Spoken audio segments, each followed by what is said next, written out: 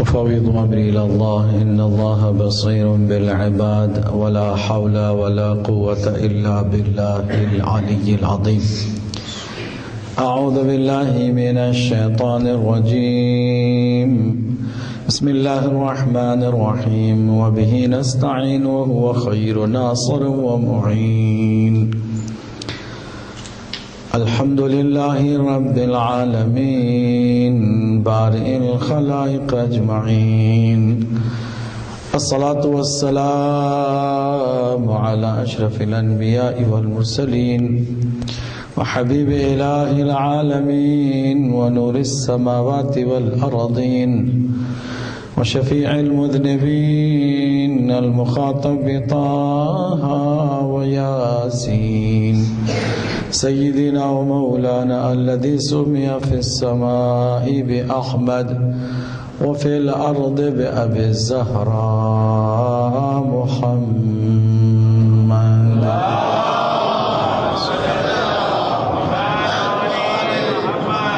وعلى أهل بيته الطيبين الطاهرين المعصومين المظلومين المنتجبين المكرمين الميامين الذين أذهب الله عنهم الرجس وطهرهم تطهيرا.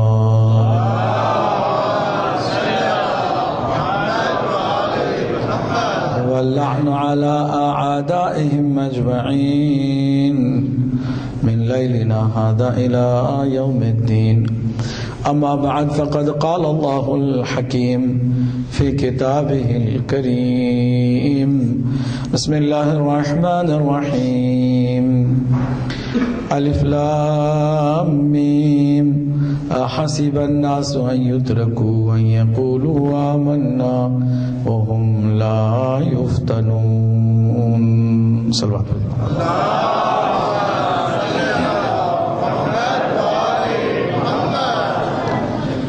عزیزان بائیمان، سفر المظفر کے آخری عشرے کی یہ چھٹی مجلس ہے اور ان مجلسوں میں ہمارا عنوان ہے امتحانات مؤمن. مؤمن ہے تو ہمیں اس دنیا میں سختیوں، آفتوں، بلاؤں کا سامنا کرنا پڑے گا، کوئی چارہ بھی نہیں ہے. اس کے 5 فائدے بھی ہیں، ہم نے بتا دیے. اور کل سے ہماری گفتگو شروع ہوئی تھی کہ کس طرح اللہ سبحانہ وتعالی ہمارا امتحان لیتا ہے. سب سے بڑا چیلنجنگ مرحلہ شیطان کا مقابلہ ہے. شیطان کو اللہ سبحانہ وتعالی نے ہمارے امتحان کے لیے مہلت دی ہے، اور وہ بھی اس کے انصاف کے تقاضے پر تھی کہ چونکہ اللہ سبحانہ وتعالی سب کا خالق و مالک ہے اور سب کے ساتھ وہ انصاف کرتا ہے، شیطان کے ساتھ بھی اس کا انصاف ہے. شیطان نے عبادتیں کی تھیں، اس کا صلہ اسے چاہیے تھا. اللہ نے کہا بس تو اب نافرمانی کر کے نکل گیا ہے بس میں ملائکہ سے، تمہارا چیپٹر کلوز ہو گیا ہے، اب تم نہ نیکی کر سکتے ہو نہ نیکی کا صلہ مل سکتا ہے. تو اس نے کہا میں نے جو نیکیاں کی ہیں، جو عبادتیں کی ہیں، اس کا صلہ تو دے. وعلیکم السلام. اللہ سبحانہ تعالیٰ نے فرمایا کہ بتا کیا چاہیے تجھے. اس نے کہا مجھے مہلت دے دے. اللہ نے بھی کہا ٹھیک ہے مہلت دے دیتے ہیں. کب تک چاہیے؟ قیامت تک کے لیے. کہا نہیں اتنی عبادت بھی تو نے نہیں کی ہے کہ قیامت تک مہلت ملے. الی یوم الوقت المعلوم، ایک خاص دن اور خاص وقت تک تمہیں مہلت ملے گی. مہلت پاتے ہی اس نے پھر اللہ کی عزت کی قسم کھائی. فبعزتک، تیری عزت کی قسم، لأغوینہم اجمعین، سارے بندوں کو تیرے گمراہ کر دوں گا. الا عبادک منہم المخلصین، مگر تیرے بندوں میں جو مخلص ہیں ان کو میں بھی کچھ نہیں کر سکوں. چیلنجنگ مرحلہ ہمارے اور آپ کے لیے یہ ہے کہ ہم کس طرح شیطان سے اپنا بچاؤ کریں، جس نے یہ قسم کھائی ہے کہ ہمیں گمراہ کرے گا، اس کی دشمنی کو اللہ سبحانہ تعالیٰ نے بھی واضح طور پر بتا دیا، انہ عدو مبین، تمہارا کھلا ہوا دشمن ہے، کبھی بھی تم سے کوئی دوستی کرنے والا نہیں ہے، دشمن ہے دشمن ہے دشمن ہے۔ اس دشمن کا انداز بھی یہ ہے کہ من بین ایدیہم، وہ کہتے ہیں لآتینہم، میں تمہارے اے پروردگار تیرے بندوں کو گمراہ کرنے کے لیے آؤں گا، آگے سے بھی پیچھے سے بھی، داہنی طرف سے بھی اور بائیں طرف سے بھی۔ اللہ سبحانہ وتعالیٰ نے دو ایگزٹ خود بندوں کے لیے رکھا کہ شیطان کے ہتھ کنڈے سے وہ اس جکڑے ہوئے حلقے سے نکل آئے، ایک اوپر کی جانب دوسرے نیچے کی جانب۔ اوپر کے لیے کیا ہے کہ ہاتھوں کو اٹھاؤ، دعا سے شیطان کو تم مات دے سکتے ہو، مختصر دعا بھی ہوگی شیطان کو شکست ہوگی، شیطان کے سارے ہتھ کنڈے ناکام ہو جائیں گے جب بندہ اپنے رب کی طرف متوجہ ہو جائے گا۔ اسی لیے کہتے ہیں کہ جو دعا کا انداز اسلام نے سکھایا ہے دنیا کے کسی مذہب میں ایسا نہیں ہے۔ یہی وجہ ہے کہ ایک ہندو پنڈت نے ہم سے ڈائریکٹ بات کی تھی، اس نے کہا کہ آپ کی خوبیوں کو آپ لوگ ہائی لائٹ کرتے نہیں ہو، جو کمزوریاں ہیں ایک دوسرے کی وہ اچھالتے رہتے ہو، کاش تم اپنی خوبیوں کو دنیا کے سامنے رکھتے، دنیا سارے مسلمان ہو جاتے۔ میں نے کہا تم نے کیا دیکھا؟ کہا بس ایک ہی چیز آپ لوگ اس کو ہائی لائٹ کرو نا کہ تمہارے دین میں مسلمانوں کو رب سے، ایشور سے، بھگوان سے مانگنے کا طریقہ جو دعا کی شکل میں ہاتھوں کو جوڑ کے اٹھانے کا ہے، یہ اتنا بے نظیر اور لاجواب ہے کہ اس دعا کے انداز کو جب بھی ہم دیکھتے ہیں تو کہتے کاش ہمارے بھی کسی بزرگ نے ہمیں اسی طرح دعا مانگنے کا سلیقہ سکھایا ہوتا۔ اور پھر دعا کے لیے آپ تو اس سے بھی زیادہ خوش نصیب ہیں کہ آپ کو اللہ سبحانہ وتعالیٰ ان ہستیوں سے جوڑ دیا، اس اللہ سبحانہ تعالیٰ نے ان ہستیوں سے جوڑ دیا کہ جنہوں نے دعا کا سلیقہ دکھایا بھی سکھایا بھی۔ اور وہ ہستیاں کون ہیں؟ معصوم ہستیاں۔ دیکھیے آپ کے علاوہ کسی اور کا رہبر دعائے کمیل جیسی دعا کی تعلیم دے نہیں سکا ہے، کسی اور کے مکتب میں دعائے مشتول جیسی دعا نہیں ہے، دعائے توسل جیسی دعا نہیں ہے۔ حتیٰ مسلمانوں کے اندر بھی اس طرف لگاتار بھکاری بن کر وہ ہماری طرف دیکھ رہے ہوتے ہیں کہ ہمیں بھی کچھ سکھاؤ۔ یہ صرف آپ کے پاس خزانہ ہے، آپ بے نیاز ہیں دعاؤں کے مجموعے کو لے کر۔ اسی لیے علماء نے فخر کرتے ہوئے یہ بھی کہا کہ ہمیں فخر حاصل ہے کہ ہماری وہ ہستیاں جن کو ہم امام مانتے ہیں انہوں نے خدا سے مانگنے کا سلیقہ سکھایا ہے۔ برائے خوشنودی چہاردہ معصومین علیہ السلام بواغ بلند صلوات۔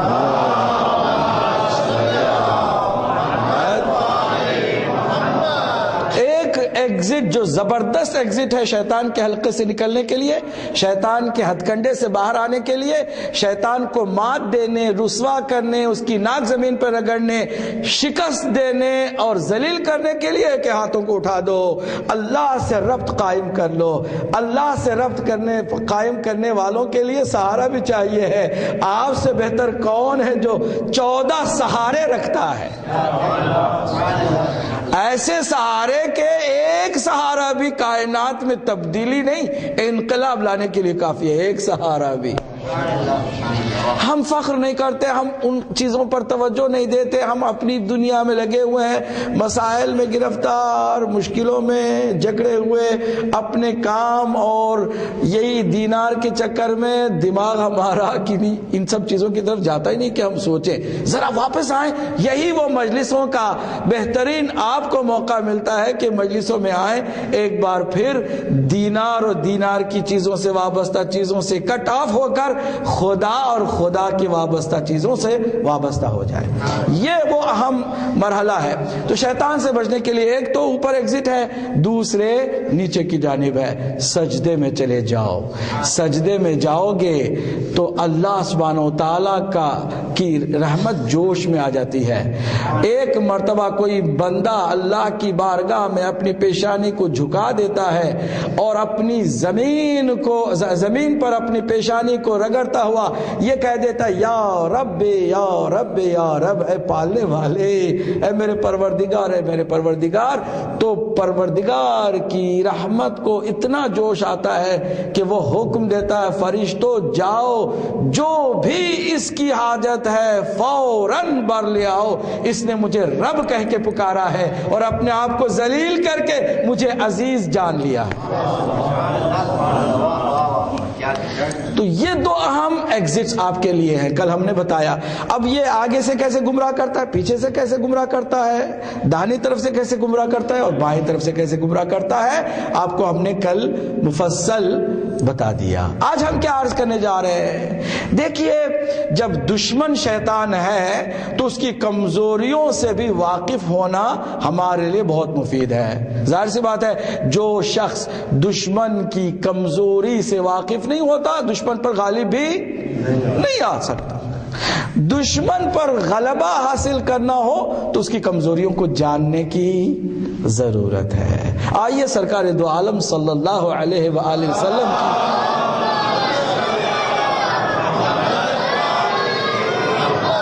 بارگاہ میں جائیں کہ انشاءاللہ جن کی رحلت کی مجلس کل انشاءاللہ ہوگی اور ہم مزید آپ کی عظمتوں کا ذکر کریں گے. آپ سے پوچھا کسی نے کہ شیطان کی کمزوریوں کا ہمیں علم ہو جائے تو ہم ان کمزوریوں سے فائدہ اٹھا کر شیطان کے ہتھ کنڈے سے, اس کی شرارتوں سے محفوظ ہو سکتے ہیں. فرمایا ایک تو پہلی بات سن لو کہ 6 ایسے کام ہیں کہ ہر کام پر شیطان کی چیخ نکل جاتی ہے. اتنا وہ ڈرتا, یعنی کمزور پہلو ہے اس کے, وہاں پر آپ نے ہاتھ رکھا چیخ نکل جائے, فریاد کرتا ہے یار اس بندے سے ہمیں بچاؤ. جاننا چاہیں گے آپ کے نہیں؟ مجلس اسی لیے ہے نا کہ ہم شیطان کو مات دے سکیں, جنوں والے شیطان کو بھی مات دیں اور انسانوں والے شیطانوں کو بھی مات دیں. اس وقت دنیا میں سب سے زیادہ شیطان کس کے پیچھے پڑے ہوئے ہیں؟ آپ ہی کے پیچھے. ہم نے یہ بھی واضح کر دیا تھا کہ صراط مستقیم صراط ولایت ہے, اور شیعوں کے لیے یہ ساری مصیبتیں ہیں, دوسروں کے لیے ہے ہی نہیں, کیونکہ شیطان ٹائم ویسٹر نہیں ہے. جہاں اسے کچھ کرنے کی ضرورت نہیں وہاں جا کے کچھ نہیں کرتا ہے, وہ وقت ضائع نہیں کرتا. سارا زور ان لوگوں پہ لگاتا ہے کہ جو سیدھے راستے پر ہے, کہ وہ نہ چلیں سیدھے راستے پر, ان کو ہٹا دیا جائے. ان کے لیے یہ 6 چیزیں ہیں. اگر مومنین ان 6 کمزوریوں کو شیطان کی سمجھ لیں اور کمزوریوں سے فائدہ اٹھاتے ہوئے شیطان کو مزید کمزور کرے, تو شیطان آپ سے, آپ کے اجتماع سے, آپ کی مجلس سے, آپ کے گروہ سے, آپ کی قوم, آپ کی ملت سے دور بھاگے گا. تیار ہیں؟ پہلی چیز سنیے گا, پہلی چیز جس سے شیطان کو بڑی تکلیف ہوتی ہے, چیخ اس کی زبان سے نکل جاتی ہے, جب ایک مومن دوسرے مومن کو مل کے کہتا ہے السلام علیکم ورحمۃ اللہ. شیطان کو بڑی تکلیف ہوتی ہے. میں ان کو لڑانے کے لیے بھیجا گیا ہوں, میں ان کو توڑنے کے لیے بھیجا گیا ہوں, میری کوشش یہ ہے کہ یہ ایک دوسرے کو دیکھ کر نفرت کریں. انہوں نے سلام کر دیا, اب میرا پہلے ہی مرحلے میں بیڑا غرق ہو گیا. مومن دوسرے مومن کو سلام کرے.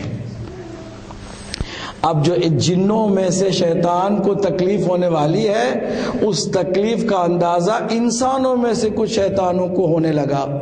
غور سے سنیے, چلنے کے لیے تیار ہیں تو میں بہت اہم بات اور حساس بات کرنے چلا ہوں. مومنوں ہی کے اندر سے جس بات سے شیطان کو بہت زیادہ تکلیف ہوتی ہے وہ بات ہی ہٹانے کی کوشش کی جا رہی ہے. مومن دوسرے مومن کو ملے تو سلام نہ کرے, یہ مسلمان آپس میں سلام کر لیں. مومن دوسرے مومن کو ملے تو السلام علیکم چھوڑ کے کہے یا علی مدد.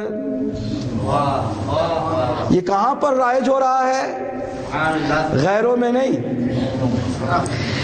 شیعوں کے علاوہ دوسرے سلام کریں, گریٹنگ کریں, جو کریں, شیطان ان کو روکنے کے لیے تیار بھی نہیں ہے, کیونکہ کوئی فرق نہیں پڑتا اس کے لیے. فرق پڑتا ہے مومن اگر دوسرے مومن کو سلام کرے تو. اب کوئی درمیان میں آ کر ایک بدبخت انسان کہتا ہے کہ سلام تو مسلمانوں کا کام ہے, ہم تو یا علی مدد کہتے ہیں. کیا مومن یا علی مدد کہنے والا سلام سے بے نیاز ہو سکتا ہے؟ کہیے, ہو سکتا ہے؟ عجیب بات ہے, بعض لوگوں کو عجیب بات ہے, جس سیڑھی سے آپ چڑھتے ہو نا اوپر, سیڑھی خود ہی چڑھ کے اوپر سے لات مار کے ہٹا دو تو پھر کیا ہوگا؟ کس کا نقصان ہوگا؟ بھئی آپ پہلے انسان ہیں, ایک سیڑھی ہے, پھر مسلمان ہے, دوسری سیڑھی ہے, پھر مومن ہے, تیسری سیڑھی ہے. اب مومن بننے کے بعد کہتے ہیں اب ہم مسلمان بھی نہیں ہیں, انسان بھی نہیں ہے, سیڑھی ہٹا دیں گے تو پھر کیا ہوگا؟ نقصان کس کا ہوگا؟ چل رہے نا میرے ساتھ کہ نہیں چل رہے؟ سمپل بات ہے. لیکن کوشش یہ کی جا رہی ہے کہ اسلام نام سے بھی ہمیں دور کر دیا جائے. ہم میں سے کوئی کہے کہ آپ مسلمان ہیں تو بس کہے نہیں نہیں نہیں ہم مسلمان نہیں ہیں, ہم مومن ہیں. بھائی مسلمان بھی ہے, مومن بھی ہے. یہ کیسے ہو سکتا ہے کہ کوئی مومن ہو اور مسلمان نہ ہو اور انسان نہ ہو؟ ہم پہلے انسان ہیں, پھر مسلمان ہیں, پھر صلوات پڑھتے محمد و آل محمد پر.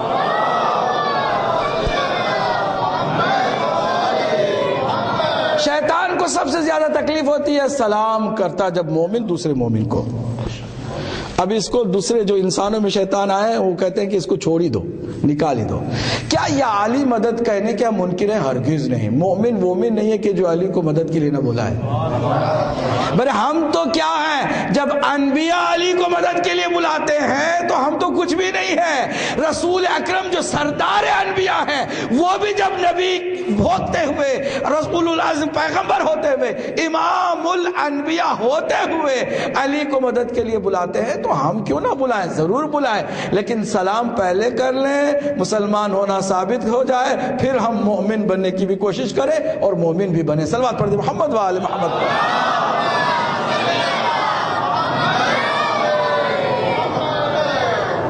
تو سلام کا رواج نہ تنہا کم ہو بلکہ اس میں مزید شدت پیدا ہو, اس میں مزید اور تاکید کی جائے, مزید بچوں کو ہمارے سلام کرنے کی بار بار عادت ڈالی جائے. خود بھی سلام کریں اور انتظار میں نہ بیٹھیں کہ آپ کو کوئی سلام کرے. بعض ہمارے یہاں مصیبتیں ہیں نا, ہماری ایک مصیبت یہ ہے کہ ہمارے کلچر میں جو تھوڑا سا بڑھ جاتا ہے, کسی چیز عمر میں بڑھ گیا, مال میں بڑھ گیا, عہدے میں بڑھ گیا, کسی پوسٹ میں بڑھ گیا, ایجوکیشن میں بڑھ گیا, تو وہ توقع رکھتا ہے کہ اس کے نیچے جو ہے وہ اسے سلام کریں.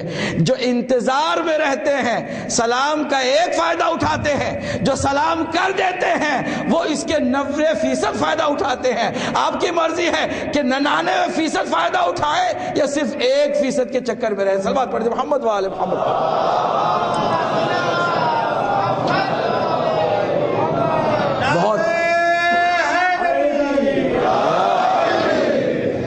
بہت اہم ہے کہ سلام کے اس رواج کو جاری بھی رکھیں, اس پر تاکید بھی کریں کہ مومن مومن کو سلام کرتا ہے تو کمر ٹوٹ جاتی ہے کس کی؟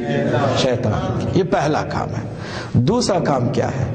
جب مومن سلام کے بعد واقعاً دل سے اپنے ایک مومن بھائی کے ساتھ مصافحہ کرتا ہے, شیطان کو تکلیف ہوتی ہے. پھر یہ کیا ہو رہا ہے؟ میری پلان کو یہ چوپٹ کر دیتے ہیں. جب آتے ہیں سلام کرتے ہیں, مصافحہ کرتے ہیں, پھر میں بیچ میں کیا کروں گا؟ پریشان ہو جاتا ہے شیطان, اس کی چیخ نکل جاتی. یہ دو کام ہو گئے. تیسرا کام، جب بھی مومن، توجہ سے سنیے گا، جب بھی مومن کسی کام کا آغاز کرنا چاہتا ہے تو وہ کہتا ہے بسم اللہ الرحمن الرحیم. مومن کو تکلیف ہوتی ہے جب اس کام کے اندر اللہ کو اس نے شامل کر لیا ہے تو پھر میرا کوئی کام نہیں ہو سکتا ہے. میری انوالومنٹ اس وقت ہوگی جب وہ بغیر اللہ کے نام کے کام شروع کرے. اس لیے شیطان کوشش کرتا ہے کہ کسی کام کے آغاز پر بسم اللہ کو بھلا دے.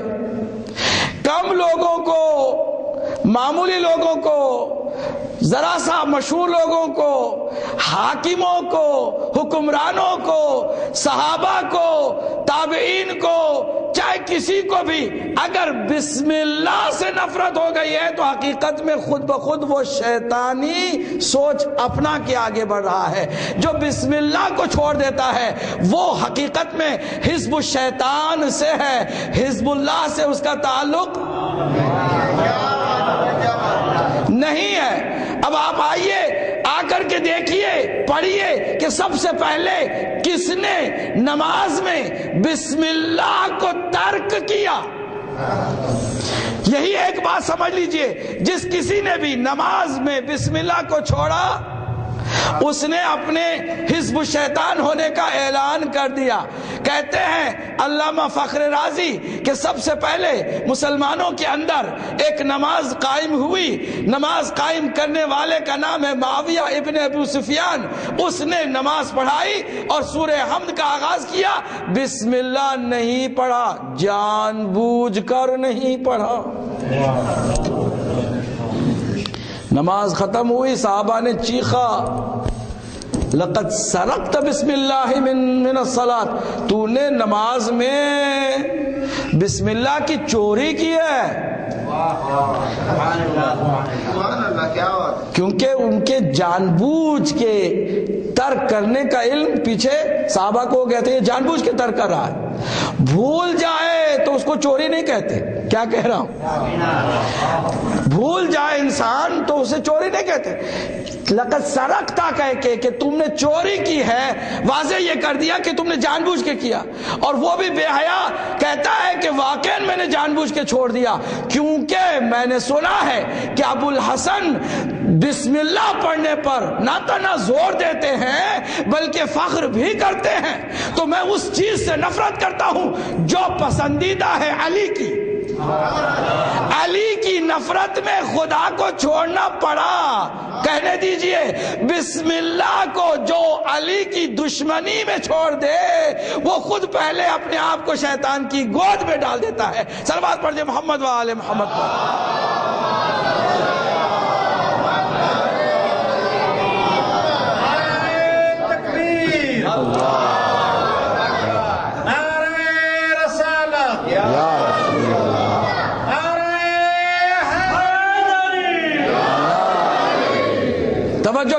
توجہ کیجئے مومنین کے لیے بہت اہم ہے کہ وہ ہر کام کا آغاز کس سے کریں؟ بسم اللہ. بسم اللہ کا مطلب جانتے کیا ہے؟ سہارا اللہ کے نام کا. سہارا اللہ کے نام کا. اب جب اللہ کا سہارا مل جائے تو پھر شیطان کیا کرے گا؟ وہاں روئے گا، چیخے گا، چلائے گا. یہ تو کام ہونے والا ہے کیونکہ اس نے آغاز اللہ کے نام سے کیا. بسم اللہ کی اس قدر تاکید ہے کہ حضرت سلمان کے بارے میں ملتا ہے کہ وہ کرسی پہ بیٹھے بغیر بسم اللہ بھول گئے، کرسی سے گرے، پیشانی زخمی ہو گئی. میرے مولا نے کہا چونکہ تم میرے چاہنے والے ہو، اگر بھولے سے بھی تم بسم اللہ کو چھوڑ دو تو یہ مصیبت فوراً آنے والی ہے. نہیں چھوڑنا چاہیے ہر چیز میں، ہر کام کی ابتدا. آپ کے لیے تو تاکید ہے. مومنوں کی 5 علامتیں بتائی گئی ہیں، ان میں سے ایک علامت کیا ہے؟ یہی ہے کہ نماز میں حتیٰ ان سوروں کے اندر بھی کہ جن سورتوں کو آہستہ پڑھنے کا حکم ہے، آپ بسم اللہ الرحمن الرحیم کو بلند آواز میں پڑھیں گے. ثابت کریں گے کہ آپ علی والے ہیں. ایک بات یہاں سے دلچسپ سمجھ میں نہیں آ رہی آپ کی سمجھ میں نہیں آ رہی کہ جو اللہ کے نام سے شروع کرتے ہیں وہی علی والے ہیں. بات دلچسپ ہے.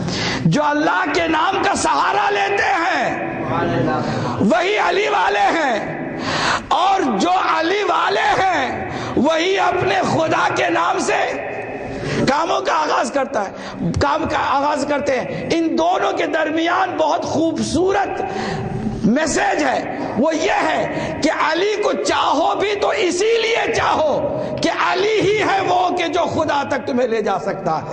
صلوات پڑھیے محمد و آل محمد پر۔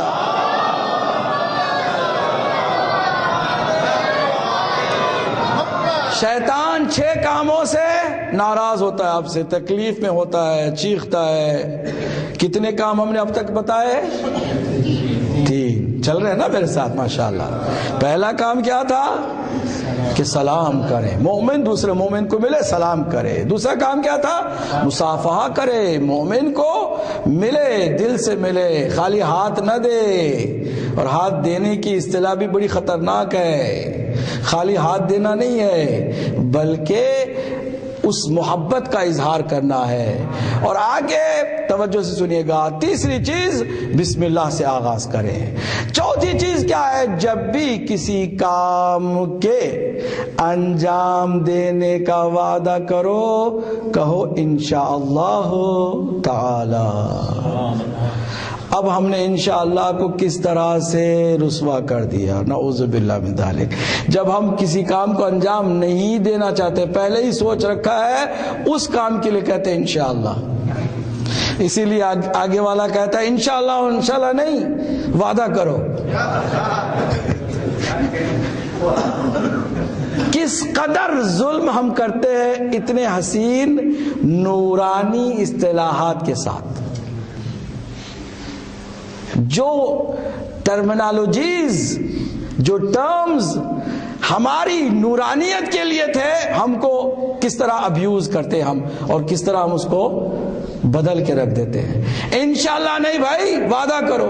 مطلب یہ کہ انشاءاللہ کہہ کے تم کہہ رہے ہو تو تم خود عمل کرنا نہیں چاہ رہے، جبکہ وعدہ کرو انشاءاللہ۔ اس لیے کہو کہ انشاءاللہ کہنے کے ساتھ تمہارے اس کام کے، جب شروع کرتے ہو بسم اللہ کہتے ہو نا، اس کام کے صحیح معنوں میں، توجہ کیجئے گا، صحیح معنوں میں تکمیل تک پہنچانا ہو تو اسی اللہ کے سہارے ہی ممکن ہے۔ وہ چاہے گا تو وہ کام ہوگا، اور جب وہ چاہے گا تو وہ کام بھی اچھا ہوگا اور مکمل ہوگا۔ اس لیے اس کے ساتھ رشتے کو اپنے قائم رکھنے کے لیے کہا جاتا ہے انشاءاللہ المستعان، نہ یہ کہ آپ پہلے سے ارادہ کر کے کہ ہمیں نہیں کرنا ہے تو ساتھ پہ کہہ دینا انشاءاللہ۔ انشاءاللہ کی بہت ہی تاکید ہے، بہت زیادہ تاکید ہے۔ ایک شخص نے انکار کیا کہ میں نہیں کہوں گا، کیا مطلب ہے اس کا؟ انہوں نے کہا بھائی اس کا مطلب یہ ہے کہ اگر اللہ نے چاہا تو یہ کام ہوگا۔ کہتے ہیں اللہ نے چاہا یا نہ چاہا، میں چاہوں گا تو ہو جائے گا، اور اگر میں نہیں چاہوں گا تو نہیں ہوگا۔ کہتا ہے ایسی غلط فہمی میں مبتلا نہ ہونا۔ کہتے ہیں کوئی بات نہیں۔ ایک مہمان آیا، اس نے کہا انشاءاللہ کہو، میں جا کے مرغی لاتا ہوں مارکیٹ سے تو بنا کے کھلاتا ہوں، تو اس نے کہا انشاءاللہ کہہ دو۔ کہا انشاءاللہ کہنے کے جیب میں میرے پیسے ہیں، مارکیٹ میں مرغی ہے، میں گیا پیسے دیا، مرغی خریدی، آ گئے۔ تو اس میں کون سا انشاءاللہ کہنے کی ضرورت ہے کہ اللہ نے چاہا تو ہو گیا؟ مرغی کے لیے بھی اللہ چاہے گا۔ بہرحال مذاق اڑایا، وہ چلا گیا۔ جب چلا گیا تو مرغی خریدی، وہ لوٹ ہی رہا تھا کہ پولیس نے آ کے گھیر لیا اس کو۔ تمہارا نام شیخ حسن ہے؟ کہا ہاں۔ چلو پھر پولیس اسٹیشن۔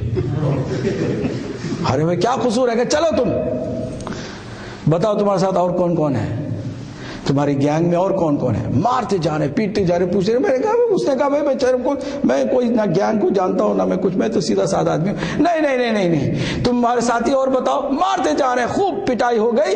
جب خوب پٹائی ہو گئی تو دوسری پولیس اسٹیشن سے کال آتی ہے کہ جی شیخ حسن کے پیچھے ہم تھے، وہ ہمیں مل گیا ہے۔ اچھا، تو ایک شیخ حسن کو ہم نے بھی پیٹا ہے۔ کہتے وہ غلطی سے ہو گیا ہوگا، اس کو چھوڑ دو۔ اب پٹائی خوب اچھی طرح سے ہو گئی ہے، وہاں مہمان انتظار کر رہا ہے۔ کافی دیر کے بعد لوٹ کے کہتا ہے کہ کیا ہوا؟ کہتا ہے انشاءاللہ۔ دیر کیوں ہو گئی کہ بس انشاءاللہ، ہر بات پہ وہ انشاءاللہ کی رٹ لگانا شروع کر دیتے کہ یاد رہ گیا ہے۔ تو اللہ سبحانہ تعالی کا سہارا ہر لمحہ میں چاہیے۔ ہم نہیں رہیں گے، وعدہ کیا ہے وہ رہے گا، کام ہمارا ہوگا، نہیں بھی ہوگا تو اس کے ہم نے سہارے کے ساتھ اپنی کمزوری کا بھی اظہار کر دیا۔ تو انشاءاللہ بہت اہم ہے، اس سے شیطان کو بڑی تکلیف ہوتی ہے۔ کتنی چیزیں ہوئی؟ چل رہے ہیں ماشاءاللہ، آج آپ فریش لگتے ہیں۔ ایک صلوات پڑھ دیں محمد و آل محمد۔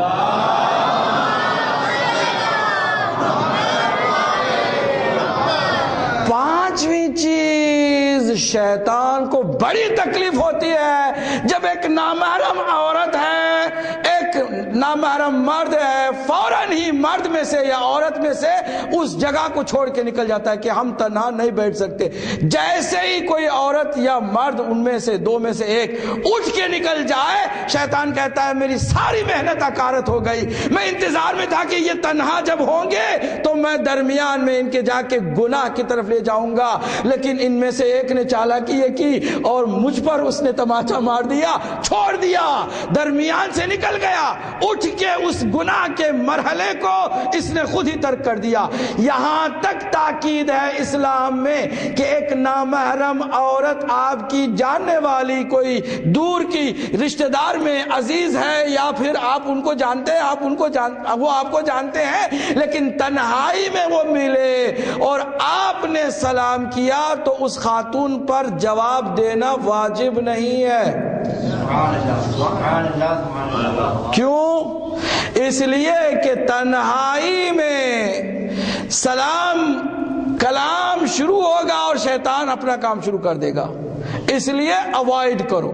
تنہائی میں نامحرم کے ساتھ بیٹھنا شیطان کے لیے سب سے بہترین آسانی فراہم کرنا ہے، اور وہاں سے اٹھ جانا شیطان کو رسوا کرنے کے برابر ہے۔ فوراً وہاں سے نکل جائے اور تنہا کسی عورت کے ساتھ مرد نہ بیٹھے اور کسی مرد کے ساتھ عورت نہ بیٹھے۔ اس حد تک تاکید کی گئی ہے کہ اگر محرم بھی ہو کسی ایک بند کمرے میں تو ان کے لیے بھی مناسب نہیں ہے کہ بند کمرے میں محرم ہوتے ہوئے بھی رہیں۔ اس حد تک تاکید کی گئی ہے تاکہ شیطان کو آپ رسوا کر سکیں۔ یہ بہت اہم ہے، یہ پانچواں نقطہ ہے نا، اتنا اہم ہے۔ چوتھا نقطہ بہت اہم ہے۔ پانچواں کیا ہے؟ توجہ کیجئے گا، جلدی جلدی میں آگے بڑھ رہا ہوں کیونکہ مجھے اور بھی کچھ باتیں عرض کرنی ہے۔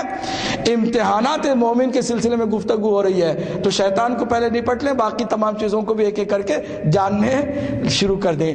اب ذرا غور سے سنیے گا، پانچواں پوائنٹ یہ ہے کہ جب کوئی انسان کسی وجہ سے مومن گناہ کر بیٹھتا ہے تو فوراً جب وہ استغفار کرتا ہے شیطان کی کمر ٹوٹ جاتی ہے کہ یہ تو فوراً ہی اپنے گناہ سے خود اپنے آپ کو پاک کر رہا ہے، نکل رہا ہے اپنے گناہ کے اس دلدل سے۔ استغفار سے شیطان فریاد کرتا ہے میں نے تو اس کو بڑی مشکل سے گناہ میں لگا دیا تھا، اس نے گناہ کیا تھا لیکن فوراً ہی اس نے استغفار کر کے گناہ کو دھو دیا۔ استغفار سے شیطان کی کمر ٹوٹ جاتی ہے۔ کوشش کریں استغفار۔ آپ کو معلوم ہے کہ کیوں امت مسلمہ پر عذاب نہیں آیا؟ جو عذاب نوح کی قوم پر آیا، لوط کی قوم پر آیا، حضرت موسیٰ کی قوم پر عذاب آیا، حضرت صالح کی قوم پر عذاب آیا، اور بہت سارے انبیاء نے اپنی امت کی نافرمانی کی وجہ سے بد دعا کی اور ان پر عذاب آیا، مگر تمام انبیاء سے زیادہ اذیت پہنچائی ہے مسلمانوں نے رسول اکرم کو، پھر بھی عذاب نہیں آیا۔ آل رسول پر اتنا سارا عذاب، اتنا سارا جنہوں نے ظلم کیا اور بربریت سے انہیں تشدد کا شکار کیا، اس کے باوجود عذاب نہیں آیا۔ جانتے ہیں اس کی کیا وجہ ہے؟ میرے مولا سے کسی نے پوچھا کہ آپ بتائیے کہ رسول اکرم کی امت پر کیوں نہیں عذاب آیا؟ کہا اس لیے کہ آخری نبی کے لیے اعزاز کے طور پر اللہ سبحانہ وتعالیٰ نے 2 مرحلے رکھے۔ کہا کہ آخری امت ہے میرے نبی کی، اس امت کے لیے 2 اعزاز ہیں۔ جب تک رسول اکرم کا وجود پہ مبارک ہوگا، اللہ نے عہد کر لیا ہے کہ میں عذاب نازل نہیں کروں گا، میں اپنے حبیب کے اعزاز میں جہاں حبیب ہوگا وہاں عذاب نہیں آئے گا۔ سخت سے سخت گناہگار گناہ کرتے رہے، منافقین بزم رسالت میں بیٹھتے تھے، رسول اکرم کا مذاق بھی اڑاتے تھے، لیکن نبی مکرم رحمت للعالمین ہے، آخری نبی محبوب خدا ہیں، اللہ نے ان کی اعزاز میں، ان کی آنر میں عذاب نازل نہ کرنے کا فیصلہ کر لیا ہے۔ اور دوسری وجہ سن لو کہ اس امت کو استغفار کرنے کا سلیقہ سکھا دیا ہے، اس لیے یہ جب گناہ کرتے ہیں اور فوراً اگر استغفار کرنے لگتے ہیں تو پھر عذاب ان کے اوپر نہیں آتا ہے۔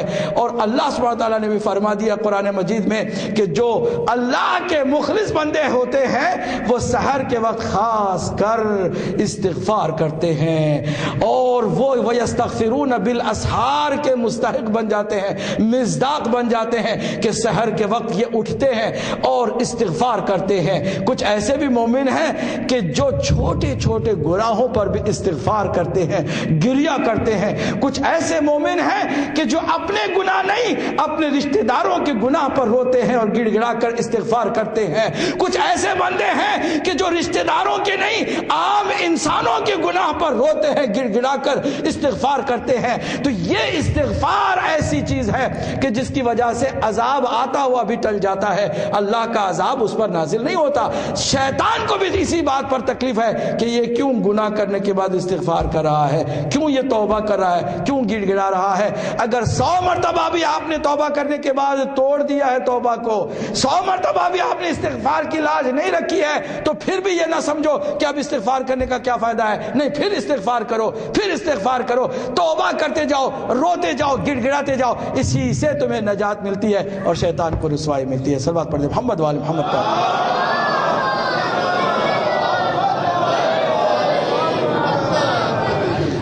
اس بات پر غور کریں کہ استغفار کی کتنے فائدے ہیں۔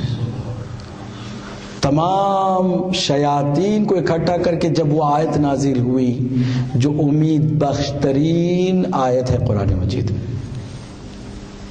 آپ سے کوئی پوچھے نا کہ سب سے زیادہ امید اور حوصلہ دینے والی آیت قرآن مجید میں کون سی ہے، تو وہ ہے سورہ زمر کی آیت۔ قُلْ يَا عِبَادِيَ الَّذِينَ أَسْرَفُوا عَلَىٰ أَنفُسِهِمْ، اے حبیب کہہ دو میرے ان بندوں سے کہ جنہوں نے اپنے نفس پر اسراف کیا ہے، گناہ کر کر کے اپنے نفس کو ڈیمیج کر دیا ہے، ظلم اپنے نفس پر کرتے رہے ہیں، ان سے کہہ دو لا تقنطوا من رحمت اللہ، اللہ کی رحمت سے کبھی مایوس نہ ہونا، ان اللہ یغفر الذنوب جميعا، اللہ ان کے تمام گناہوں کو معاف کر دیتا ہے۔ شرط یہ ہے کہ استغفار کے لیے آ جاؤ، آؤ اور آ کر گیڑ گڑاؤ اللہ کی بارگاہ میں۔ ذرا نمونہ جاننا چاہتے ہو، اپنی ماں کے اندر ممتا ہوتی ہے اور ممتا اس کی رحمت کے سمندر کا ایک قطرہ بھی نہیں ہے، اس اللہ سبحانہ تعالی کی رحمت کے سمندر کا ایک قطرہ بھی ماں کی ممتا نہیں ہے۔ ایک بچہ، ایک بیٹا، ایک بیٹی اپنی ماں کو تکلیف پہنچائے، ماں کو ناراض کر دے، لیکن جیسے ہی وہ بیٹا یا وہ بیٹی جس نے ماں کو ناراض کیا ماں سے معافی کے لیے آ جائے، کیا تم نے نہیں دیکھا کہ ماں نے فوراً باہیں اپنی پھیلا دی ہیں اور سینے سے لگا کے کہا کہ جا بیٹا میں نے معاف کر دیا؟ دیکھا کہ نہیں دیکھا آپ نے؟ ماں ہوتی ہی ایسی ہے، بڑی مہربان ہوتی ہے نا، کہ ایک بچہ آ رہا ہے، اس نے خود کہا ماں مجھے معاف کر دے، فوراً ہی وہ معاف کر دیتی ہے۔ جب سمندر رحمت کے ایک قطرے میں اتنی معافی کا جذبہ ہے تو اس خدا رحمان میں کتنی معافی کا جذبہ ہوگا۔ آؤ تو صحیح، اس سے معافی مانگ کے تو دیکھو، گڑ گڑا کے تو دیکھو۔ وہ کبھی بھی کسی کو سزا دینے کو پسند نہیں کرتا، وہ کبھی بھی اپنے بندے کو عذاب میں ڈالنا پسند نہیں کرتا۔ وہ بہانے کے انتظار میں کوئی بندہ آئے تو صحیح استغفار تو کرے۔ یہ وہ کام ہے کہ جس سے شیطان کو بڑی تکلیف ہوتی ہے۔ کوشش کرے کہ گڑ گڑائیں، استغفار کریں، اور پھر یہ نہ کہیں کہ بھائی ہم نے تو ایک دفعہ کر دیا تو اب کیا ہے، لمحہ بلمحہ وہاں ہم گناہوں میں مبتلا ہو سکتے ہیں، اس لیے ہمیں لمحہ بلمحہ اللہ کی بارگاہ میں جا کر گڑ گڑانا ہے۔ یہ بہت اہم پوائنٹ تھا، آخری وہ مرحلہ کہ جو پھر میں کہوں گا یہ صرف مومنوں کے نصیب میں ہے، جس سے شیطان کو بہت تکلیف ہوتی ہے، بہت زیادہ پریشان ہوتا ہے، کہتا ہے یہ کیا نسخہ ہے نبی نے سکھا دیا ان کو کہ اس سے مجھے بڑی تکلیف ہوتی ہے، بڑی کوفت ہوتی ہے، چیخ نکل جاتی ہے شیطان کی۔ وہ کیا ہے کہ جب بھی رسول اکرم کا نام سنو تو درود پڑھ دیا کرو محمد و آل محمد۔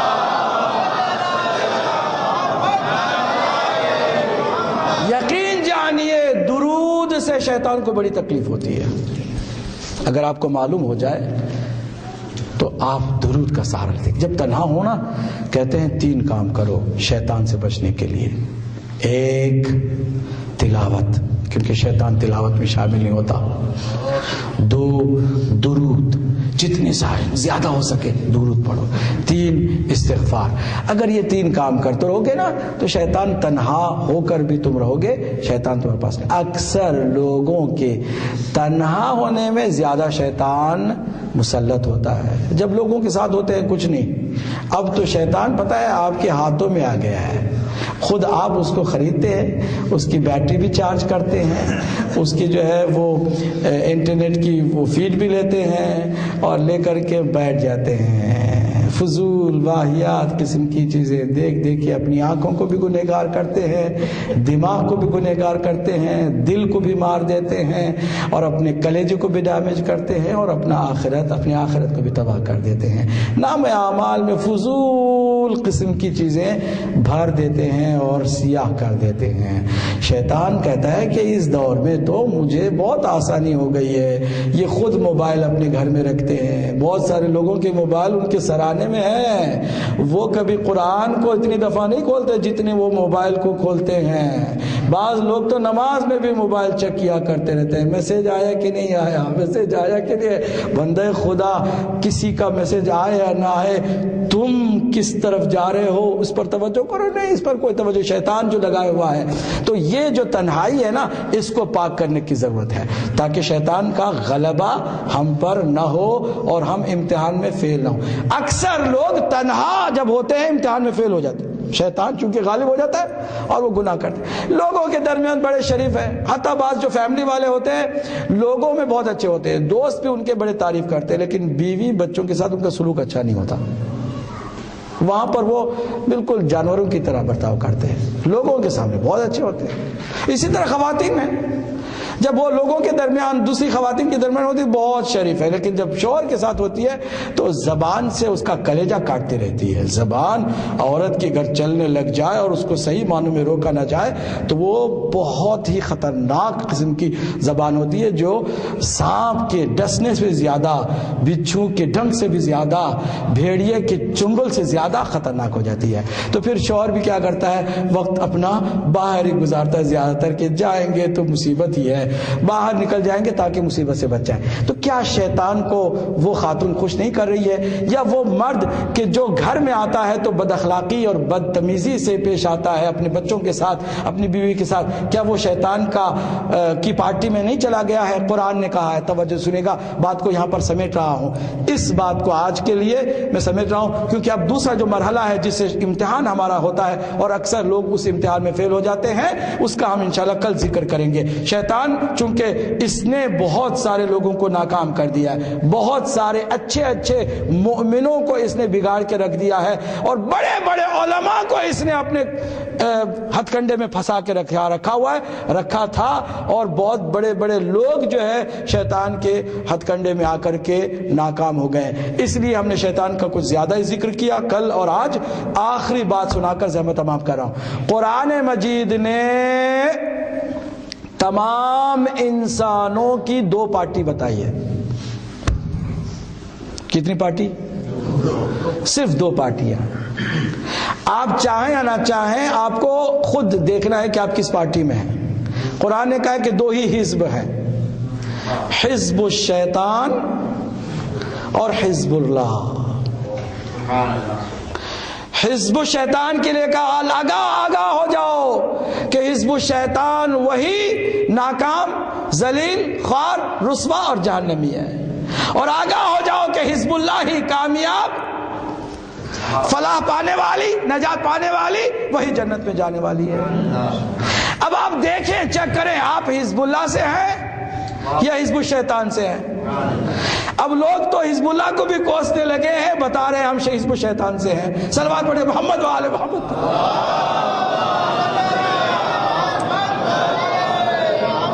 آپ اگر حزب اللہ میں نہیں ہے تو آپ حزب الشیطان میں. نیوٹرل کوئی پارٹی ہے ہی نہیں.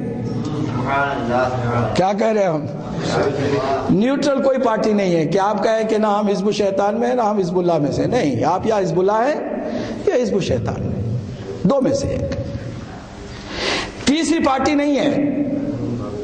ہاں ممکن ہے کہ ایک انسان کبھی حزب الشیطان میں ہو، پھر پشیمان ہو کے نکل آئے حزب اللہ میں داخل ہو جائے، پھر وہاں سے نکلے حزب الشیطان میں آ جائے. ممکن ہے کہ روزانہ کم سے کم ایک انسان 10 مرتبہ پارٹی بدلے. کیا کہہ رہا ہوں میں؟ ہر انسان ممکن ہے کم سے کم 10 مرتبہ پارٹی بدلے. حزب الشیطان میں چلا گیا، پھر حزب الرحمان میں، پھر حزب الرحمان سے نکلا حزب الشیطان میں چلا گیا. پارٹی بدلنے کا چانس کتنی دفعہ ہے؟ کم سے کم 10 دفعہ. قرآن سے ہم ثابت کریں؟ بالکل 10 مرتبہ کم سے کم آپ کہتے ہیں اہدنا الصراط المستقیم. بھئی آپ دعا اس کی کرتے ہیں نا جس کی ضرورت ہے. 10 مرتبہ کم سے کم مطلب یہ ہے کہ کم سے کم 10 مرتبہ ہم گمراہ ہو سکتے ہیں، سیدھے راستے سے ہٹ سکتے ہیں، پھر واپس آ سکتے ہیں، پارٹی بدل سکتے ہیں. اس لیے ہم بار بار 10 مرتبہ کہہ کے کہ پروردگار نہیں، سیدھے راستے پر ہمیں جما کے رکھ، ہمیں مضبوطی کے ساتھ ثابت قدم رکھ. اب یہ دعا قبول ہوتی رہے گی تو آپ ایک ہی پارٹی کے رہیں گے جسے حزب اللہ کہا جاتا ہے. صلوات پڑھ دیں محمد و آل محمد پر.